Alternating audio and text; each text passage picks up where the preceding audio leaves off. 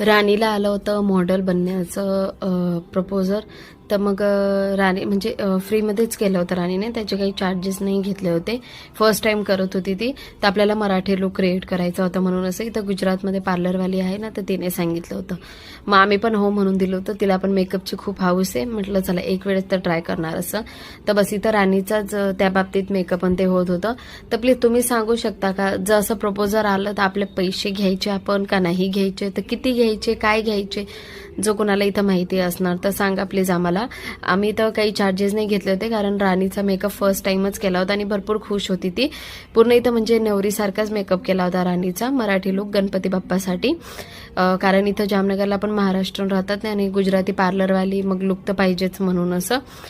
तर लुक कसा वाटला, काय वाटला, तुम्ही पण आम्हाला सांगा कमेंटमध्ये. खूप छान दिसत होती ती, काष्टी साडी घातली होती तिने आणि खूप छान लुक वाटत होता तिचा. तर काही नाही, तिचे व्हिडिओ शूट केले, फोटो काढले, भरपूर सारे फोटो ते काढले.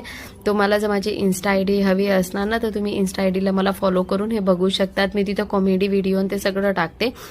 तर बस संध्याकाळी फोटोशूट झाल्यानंतर मग संध्याकाळी गणपती बाप्पाचं नैवेद्य बनवण्याचं स्टार्ट झालं. आणि उपवास होता कालचा, तर उपवास पण सोडायचा होता. तर इथं निखिल माझ्या बहिणीचा मुलगा शिरा बनवत होता.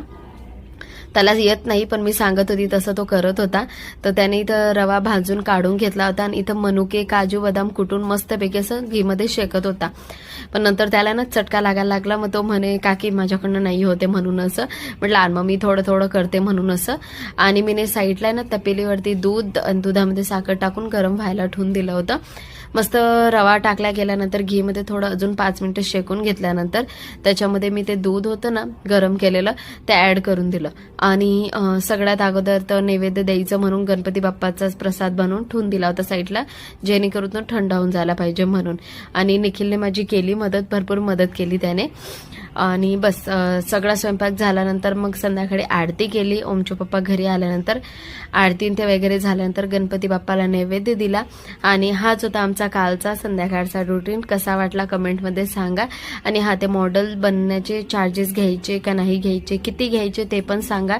आणि तुम्ही पण गणपती बाप्पा बसवला असणार तर गणपती बाप्पा मोरया. गणपती बाप्पा सगळ्यांच्या मनोकामना पूर्ण करत, माझ्या पण तुमच्या पण सगळ्यांच्या ईच गणपती बाप्पाकडनं मागते मी. बस छोटासा मिनी व्लॉग आवडला असणार तर नेहमीप्रमाणे माहिती काय करायचं म्हणून तुमच्या सपोर्टची फुल गरज आहे. 3000 सबस्क्रायबर झाले आहेत. तुम्ही लाईक आणि कमेंट पण करा. तुमचं सबस्क्राईब केल्याने मला मोटिवेशन मिळतं. असं वाटतं की हो मी अजून व्हिडिओ बनवायला पाहिजे म्हणून असं.